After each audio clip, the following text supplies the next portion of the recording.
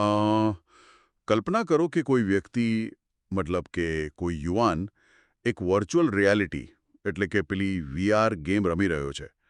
તેણે આંખો પર પેલો મોટો હેડસેટ પહેરેલો છે અને તે ગેમની દુનિયામાં એટલી હદે ડૂબી ગયો છે કે તેને બધું જ એકદમ સાચું લાગવા માંડ્યું છે. હવે અચાનક ગેમમાં કોઈ રાક્ષસ કે ઝોમ્બી તલવાર લઈને તેની તરફ ધસી આવે છે. તો શું થાય છે? એ તો સ્વાભાવિક છે કે એ વ્યક્તિ ડરી જશે. બિલકુલ. ખુરશી પર પોતાના ડ્રોઈંગ રૂમમાં એકદમ સલામત રીતે બેઠેલી એ વ્યક્તિના હૃદયના ધબકારા વધી જાય છે, હાથમાં પરસેવો છૂટી જાય છે અને કદાચ તે ડરના માર્યા બૂમ પણ પાડી ઉઠે છે. તે સંપૂર્ણપણે ભૂલી જાય છે કે પોતે પોતાના ઘરમાં એકદમ સુરક્ષિત છે. રાઈટ. અને આ એકદમ સચોટ ઉદાહરણ છે, કારણ કે સૌથી રસપ્રદ વાત એ છે કે આપણે બધા જ આપણા વાસ્તવિક જીવનમાં બરાબર આ જ રીતે જીવી રહ્યા છીએ. હા, સાચી વાત છે. આપણે આ જીવનરૂપી ગેમમાં એટલા બધા ખોવાઈ ગયા છીએ કે આપણું અસલી અસ્તિત્વ શું છે તે જ આપણે ભૂલી ગયા છીએ. અને આજના આ ગહેન વિશ્લેષણમાં આપણે બરાબર આ જ વિષય પર ઊંડાણમાં ઉતરવાના છીએ. આજે આપણે શ્રીમદ ભગવદ્ ગીતાના એક અત્યંત શક્તિશાળી અને થોડા જટિલ એવા 13મા અધ્યાય ક્ષેત્રજ્ઞ વિભાગ યોગ પર ચર્ચા કરીશું. આ ડીપ ડાઇવ માટે આપણે સંસ્કૃતિના વિસ્તૃત લેખો, વેદાંત સ્ટુડન્ટ્સની નોંધો, સ્વામી ભૂમાનંદ તીર્થના પ્રવચનો અને ચૈતન્ય ચરણની ધ સ્પિરિચ્યુઅલ સાયન્ટિસ્ટ ટ્રાન્સક્રિપ્ટ જેવા બહુ જ સરસ સ્ત્રોતોનો ઉપયોગ કર્યો છે. હા, આ બધા જ સ્ત્રોતો બહુ જ ઊંડાણપૂર્વક લખાયેલા છે. બિલકુલ. અને આપણો ઉદ્દેશ આ 5000 વર્ષ જૂના જ્ઞાનને આજના આધુનિક જીવનની માહિતીના અતિરેક, જે સ્ટ્રેસ છે, એન્ઝાયટી છે, તેની વચ્ચે કેવી રીતે ઉપયોગમાં લઈ શકાય તે સમજવાનું છે. એક્ઝેક્ટલી. આ પ્રાચીન ગ્રંથો આપણને એ જ સમજાવે છે કે આપણે કઈ રીતે પેલી ગેમ અને તેને રમનાર વ્યક્તિ વચ્ચેનો તફાવત પારખી શકીએ. આપણા રોજબરોજના જીવનમાં જ્યારે પણ કોઈ નાની મુશ્કેલી આવે છે, ત્યારે આપણને લાગે છે કે આપણી દુનિયા જ ખતમ થઈ ગઈ. ગીતાનો આ અધ્યાય આ ભ્રમ તોડવાનું કામ કરે છે. તેમાં બે બહુ જ મહત્વના શબ્દો છે: ક્ષેત્ર અને ક્ષેત્રજ્ઞ. આ જ બે શબ્દોની હું વાત કરવા માંગતો હતો. જો કોઈ સામાન્ય વ્યક્તિ આ શબ્દો સાંભળે તો તેને ક્ષેત્ર એટલે કોઈ ખેતર કે મેદાન અને ક્ષેત્રજ્ઞ એટલે એ ખેતરનો માલિક એવું જ લાગે. પણ આ વિશ્લેષણો વાંચ્યા પછી મને સમજાયું કે આનો અર્થ તો ઘણો વિશાળ છે. શું આપણે આને સરળ ભાષામાં સમજી શકીએ?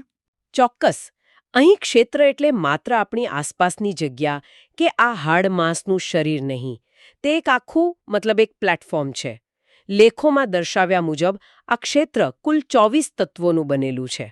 ઓહો, 24 તત્વો? હા, તેમાં 5 મહાભૂતો છે: પૃથ્વી, જળ, અગ્નિ, વાયુ અને આકાશ. આ ઉપરાંત અહંકાર, બુદ્ધિ, 10 ઇન્દ્રિયો જેમાં જોવી, સાંભળવી વગેરે, 5 જ્ઞાનેન્દ્રિયો અને હાથ પગ જેવી 5 કર્મેન્દ્રિયો આવે છે. પછી આવે છે મન અને આ ઇન્દ્રિયોના 5 વિષયો એટલે કે રૂપ, રસ, ગંધ વગેરે. થોબો, આ તો બહુ મોટું લિસ્ટ થઈ ગયું. જો હું આને આજના જમાનાના સ્માર્ટફોન સાથે સરખાવું તો શું એવું કહી શકાય કે આ 5 મહાભૂતો એટલે ફોનનું હાર્ડવેર, તેની સ્ક્રીન, તેની બેટરી, તેનું પ્રોસેસર? હા, બિલકુલ કહી શકાય. અને જે ઇન્દ્રિયો છે તે ફોનના કેમેરા અને માઇક્રોફોન જેવી છે, જે બહારથી ડેટા અંદર લે છે. રાઈટ. અને પેલું મન અને બુદ્ધિ, તે કદાચ ફોનની ઓપરેટિંગ સિસ્ટમ અને તેમાં રહેલી અલગ અલગ એપ્લિકેશન્સ છે. પણ મારા મનમાં એક પ્રશ્ન છે: શું આપણી ભાવનાઓ એટલે કે આપણો ગુસ્સો, પ્રેમ, સુખ, દુઃખ, આ બધું પણ આ ક્ષેત્ર એટલે કે આ સ્માર્ટફોનનો જ હિસ્સો છે? 100%. ઈચ્છા, દ્વેષ, સુખ, દુઃખ આ બધું જ ક્ષેત્ર છે. તે સોફ્ટવેરમાં આવતા ગ્લિચ કે અપડેટ્સ જેવું છે. તે સતત બદલાતું રહે છે. કોઈ દિવસ ફોન બહુ ફાસ્ટ ચાલે છે તો કોઈ દિવસ હેંગ થઈ જાય છે. આપણું મન અને આપણી ભાવનાઓ પણ આવી જ છે. સમજી ગયો. અને આની સામે બીજો શબ્દ છે ક્ષેત્રજ્ઞ. ક્ષેત્રજ્ઞ એટલે આ બધું જ જાણનાર. તે માત્ર એક સાક્ષી છે, ચેતના છે, આપણો આત્મા છે, જે ક્યારેય બદલાતો નથી. એટલે કે ક્ષેત્રજ્ઞ એ પેલો ફોન વાપરનાર યુઝર છે. સ્માર્ટફોનમાં ગમે તેટલી એપ્સ ઇન્સ્ટોલ થાય કે ડિલીટ થાય, ફોન હેંગ થાય, પણ યુઝર પોતે ફોન નથી. તે ફોનથી તદ્દન અલગ છે. બરાબર. પણ જો આ વાત આટલી જ સરળ છે, મતલબ જો મારો આત્મા માત્ર એક યુઝર છે અને તે આ શરીર કે મનથી સંપૂર્ણપણે અલગ છે, તો પછી મને સુખ કે દુઃખનો અનુભવ કેમ થાય છે? જ્યારે મારી જોબ જતી રહે છે કે કોઈ નજીકની વ્યક્તિ કંઈ ખરાબ બોલી જાય છે ત્યારે મને કેમ એવું લાગે છે કે જાણે હું તૂટી ગયો છું. જો હું માત્ર એક સાક્ષી છું તો મને દર્દ કેમ થાય છે?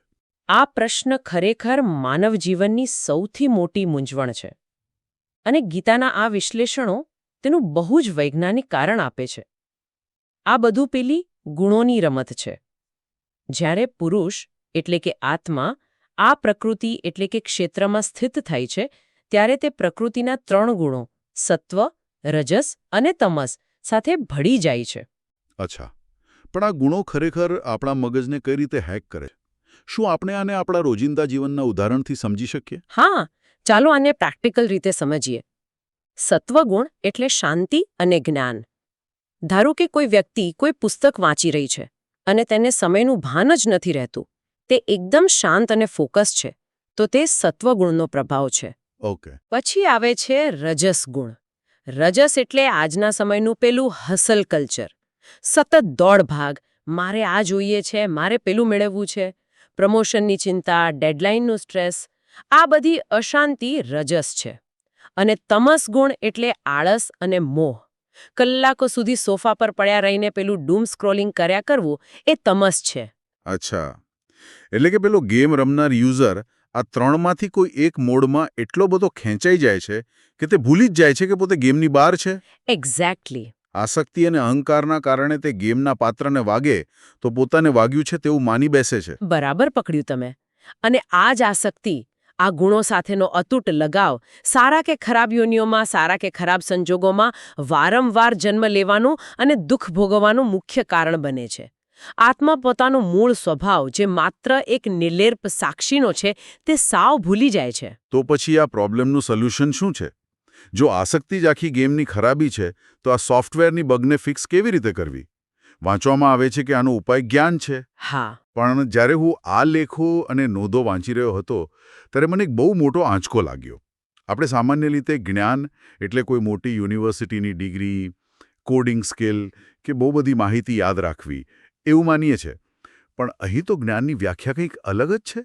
હા, આજના શિક્ષણ અને આ પ્રાચીન જ્ઞાન વચ્ચે આ જ સૌથી મોટો તફાવત છે. આ ગ્રંથો માહિતીના સંગ્રહને જ્ઞાન નથી માનતા. તેઓ 20 સદ્ગુણોને જ્ઞાન કહે છે. 20 સદ્ગુણો? હા. નમ્રતા, દંભનો અભાવ, અહિંસા, ક્ષમા, સરળતા, આ બધા જ જ્ઞાનના લક્ષણો છે. ચૈતન્ય ચરણની નોંધમાં એક બહુ જ સુંદર વિચાર છે કે આજના શિક્ષણનો હેતુ આપણી કમાણી વધારવાનો થઈ ગયો છે, જ્યારે સાચા શિક્ષણનો હેતુ આપણા સદ્ગુણો વધારવાનો છે. વાહ, એ બહુ જ ઊંડી વાત છે. પણ મારો પ્રશ્ન એ છે કે આ સદ્ગુણો જ કેમ? આ સદ્ગુણો પેલા ક્ષેત્રની માયાજાળમાંથી બહાર આવવા માટે એન્ટીડોટનું કામ કેવી રીતે કરે છે? કારણ કે આ તમામ સદ્ગુણો આપણા અહંકાર પર સીધો પ્રહાર કરે છે. અહંકાર એવો ગુંદર છે જે યુઝરને ફોન સાથે ચોંટાડી રાખે છે. રાઈટ. જ્યારે વ્યક્તિમાં નમ્રતા આવે છે ત્યારે તે સ્વીકારે છે કે હું આ બધું ચલાવનારો નથી.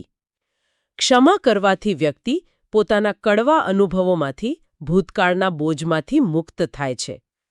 આ સદ્ગુણો ધીમે ધીમે પેલા ગુંદરને ઓગાળે છે, જેથી આત્મા સમજી શકે કે તે ક્ષેત્રથી અલગ છે. અને હા, આ 20 સદ્ગુણોમાં એક બહુ જ મહત્વની વાત કરવામાં આવી છે: પુત્ર, પત્ની કે ઘર પ્રત્યે આસક્તિનો અભાવ. એક મિનિટ. અહીં મારે થોડો વિરોધ કરવો પડશે. બોલો. કુટુંબ અને ઘર પ્રત્યે આસક્તિનો અભાવ, આ વાત સાંભળવામાં બહુ જ કઠોર લાગે છે. આજના જમાનામાં આનો શું અર્થ લેવો? શું તેનો અર્થ એવો છે કે નોકરી ધંધો છોડીને, પરિવારને તેમના હાલ પર છોડીને હિમાલયમાં જતા રહેવું? મને નથી લાગતું કે આ કોઈ વ્યવહારુ સલાહ હોય. આ તો જવાબદારીમાંથી ભાગવા જેવી વાત થઈ. આ એક બહુ જ સ્વાભાવિક પ્રતિક્રિયા છે અને મોટાભાગના લોકો આ જ ગેરસમજનો શિકાર બને છે.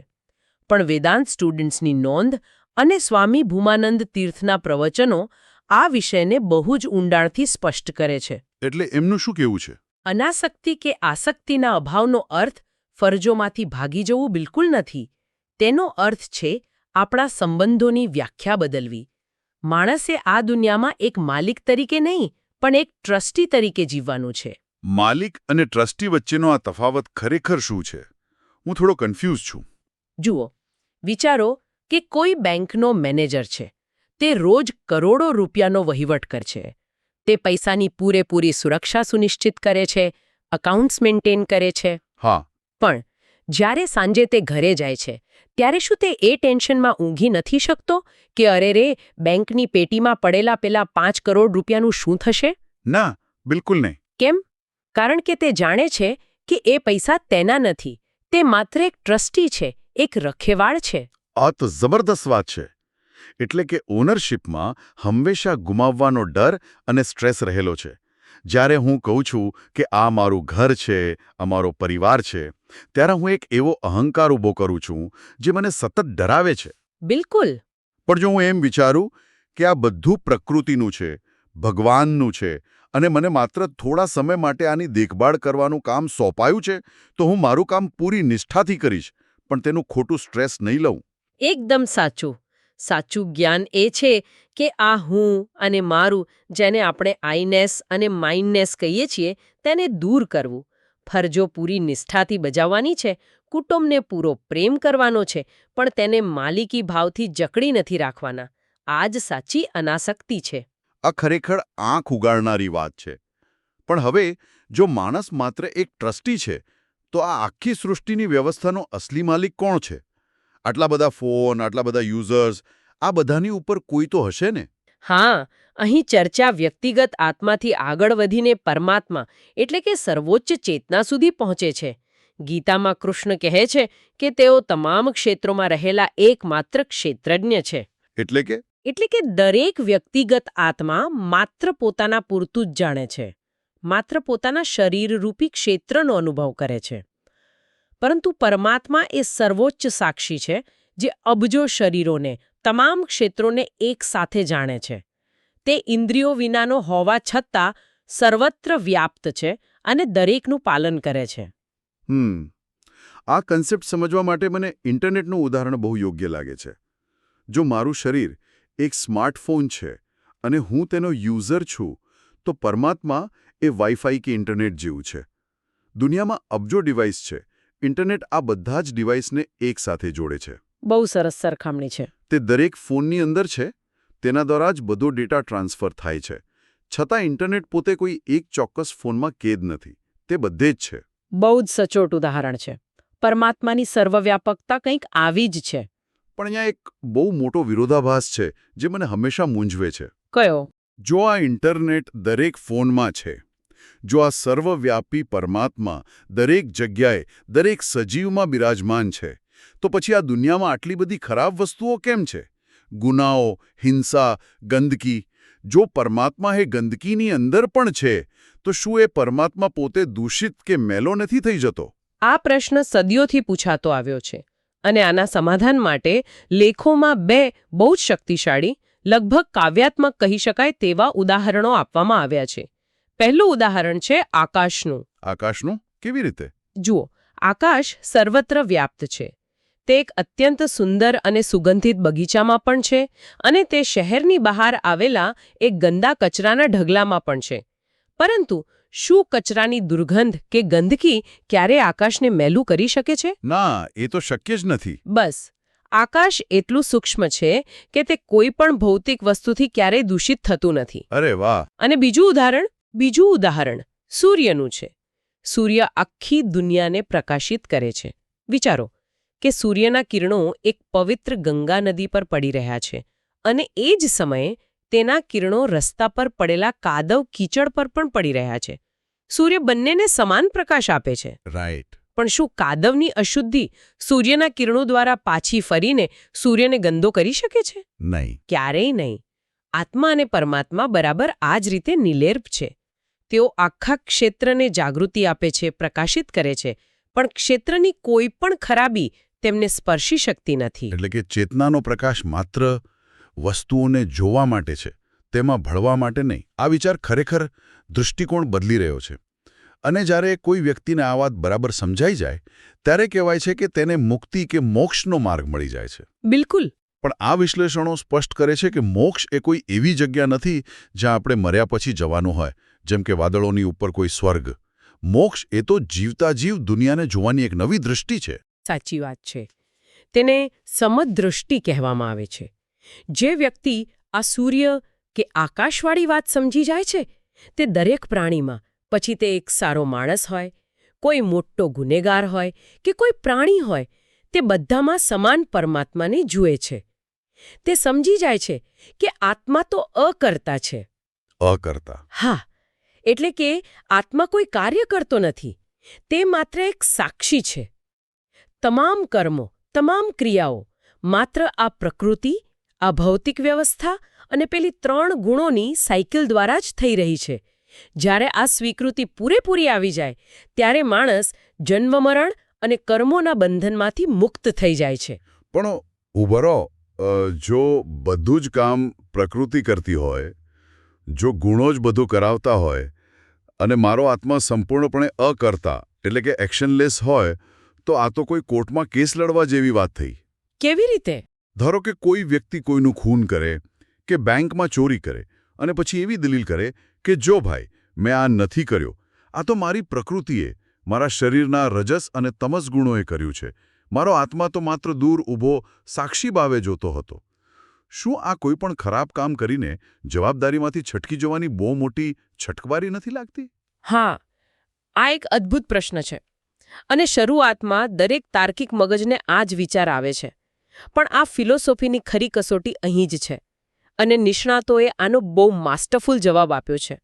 સમજો કે ગુનાઓ, ચોરી, હિંસા કે સ્વાર્થ હંમેશા ક્યાંથી જન્મે છે? તે અહંકાર, લોભ અને કોઈ ચોક્કસ ઈચ્છામાંથી જ જન્મે છે. મને આ પૈસા જોઈએ છે, મારે આ વ્યક્તિને બરબાદ કરવો છે, આ બધામાં હું અને મારું કેન્દ્રમાં છે. બરાબર છે. અહંકાર વિના તો કોઈ સ્વાર્થી કામ થઈ જ ન શકે. એક્ઝેક્ટલી. હવે ગીતા કહે છે કે જે વ્યક્તિ ખરેખર 100% આંતરિક રીતે સમજી જાય છે કે હું અકર્તા છું, તેનો અહંકાર તો પહેલેથી જ સંપૂર્ણપણે ઓગળી ચૂક્યો હોય છે. ઓહો, રાઈટ. જો અહંકાર જ ન હોય તો ચોરી કરવાનો કે ખૂન કરવાનો વિચાર જ ક્યાંથી આવે? અહંકાર રાખીને તમે માત્ર અકર્તા હોવાનો ઢોંગ કરી શકો છો, એક્સક્યુઝ આપી શકો છો. પણ જો તમે સાચે જ અકર્તા ભાવમાં સ્થિર છો, તો તમારા દ્વારા, એટલે કે તમારી પ્રકૃતિ દ્વારા થતા કર્મો હંમેશા શુદ્ધ, નિસ્વાર્થ અને દુનિયાના કલ્યાણ માટે જ હશે. એટલે કે ઢોંગ પકડાઈ જાય. બિલકુલ. જે વ્યક્તિમાં અહંકાર શૂન્ય છે તેનાથી ક્યારેય કોઈ પાપ થઈ જ ન શકે. એટલે આ કોઈ છટકબારી નથી, આ તો અહંકાર મુક્ત થવાની સર્વોચ્ચ સ્થિતિ છે. વાહ, આ એક એવો કોન્સેપ્ટ છે જે ખરેખર ઊંડાણપૂર્વક વિચારવા મજબૂર કરે છે. તો ચાલો આપણે આ આખી ચર્ચાના અંત તરફ આગળ વધીએ અને તેનો સારાંશ જોઈએ. ચોક્કસ. આજે આપણે આ ડીપ ડાઇવમાં જે કંઈ સમજ્યા તેનું મૂળ એ છે કે આ ભૌતિક શરીર, મન, બુદ્ધિ અને ભાવનાઓ એ બધું જ ક્ષેત્ર છે, એક સ્માર્ટફોન જેવું છે. અને આપણે, આપણી સાચી ચેતના એ માત્ર એક ક્ષેત્રજ્ઞ છે, તેનો સાક્ષી છે. સાચું શિક્ષણ કોઈ મોટી કંપનીમાં નોકરી મેળવવામાં નથી, પણ એવા સદ્ગુણો કેળવવામાં છે જે આપણને આ આસક્તિના ગુંદરમાંથી મુક્ત કરે. અને આપણો આત્મા પેલા સૂર્ય જેવો છે, જે દુનિયાના કાદવ અને ગંગાજળ બંનેને જુએ છે, પણ કોઈ બાબતથી મેલો થતો નથી. સાવ સાચી વાત છે. અને સાંભળનારાઓ માટે આ બધું આજના આધુનિક દોડધામભર્યા જીવનમાં શા માટે આટલું બધું મહત્વનું છે? કારણ કે આ ફિલસૂફી આપણને રોજબરોજના સ્ટ્રેસમાંથી મુક્ત થવા માટેનું એક બહુ જ શક્તિશાળી માનસિક ફ્રેમવર્ક પૂરું પાડે છે. ધારો કે કાલે તમારી નોકરી જતી રહે છે, કોઈ સંબંધ તૂટી જાય છે, કોઈ નાણાકીય નુકસાન થાય છે, અથવા તો તેનાથી ઉલટું તમને બહુ મોટું પ્રમોશન મળે છે કે લોટરી લાગે છે. હા, બંને પરિસ્થિતિઓમાં. બિલકુલ. આ બધી જ પરિસ્થિતિઓમાં વ્યક્તિ એક ડગલું પાછળ હટીને પોતાને યાદ અપાવી શકે છે કે આ બધું ક્ષેત્રમાં થઈ રહ્યું છે. આ સ્ક્રીન પર દેખાતી ગેમ છે, હું તો માત્ર તેનો સાક્ષી છું. આ એક નાનકડો વિચાર, આ સમજણ મોટામાં મોટા વાવાઝોડા વચ્ચે પણ માનસિક શાંતિનો સૌથી મોટો સ્ત્રોત બની શકે છે. આ ખરેખર માનસિક શાંતિ માટેનું અલ્ટિમેટ ટૂલ છે. તો આજના ડીપ ડાઇવને આપણે એ જ ઉદાહરણ સાથે પૂરી કરીએ જ્યાંથી આપણે શરૂઆત કરી હતી. આપણે પેલી VR ગેમની વાત કરી હતી જેમાં ખેલાડી ડરી જાય છે. હવે આ વિચારને જરા અલગ રીતે જુઓ. જો આપણું સાચું સ્વરૂપ માત્ર એક શુદ્ધ, શાંત અને અલિપ્ત સાક્ષી જ છે, તો અત્યારે આપણે જે પણ ડર અનુભવીએ છીએ, જે પણ એન્ઝાયટી આપણને સતાવી રહી છે, જે પણ લોકો શું કહેશે તેની ચિંતા છે, અને આપણો મોટામાં મોટો અહંકાર કે હું કંઈક છું, આ બધું જ માત્ર એક કામચલાઉ ડ્રેસનો હિસ્સો છે, એક વર્ચ્યુઅલ અવતાર છે જે આપણે અત્યારે પહેરેલો છે. બહુ સુંદર વિચાર છે આ. કલ્પના કરો કે આવતીકાલે સવારે જાગીને આજુબાજુની દુનિયાને કે પરિસ્થિતિઓને બળજબરીથી કંટ્રોલ કરવાનો કે તેને મુઠ્ઠીમાં પકડી રાખવાનો પ્રયાસ કરવાને બદલે માત્ર એક શાંત દર્શક બનીને, ગેમના એક સાક્ષી બનીને આ જીવનને વહેતું જોવામાં આવે તો આ જીવન કેટલું અદ્ભુત અને હળવું ફૂલ લાગશે. જરા વિચારજો. આજના માટે આટલું જ. આવજો.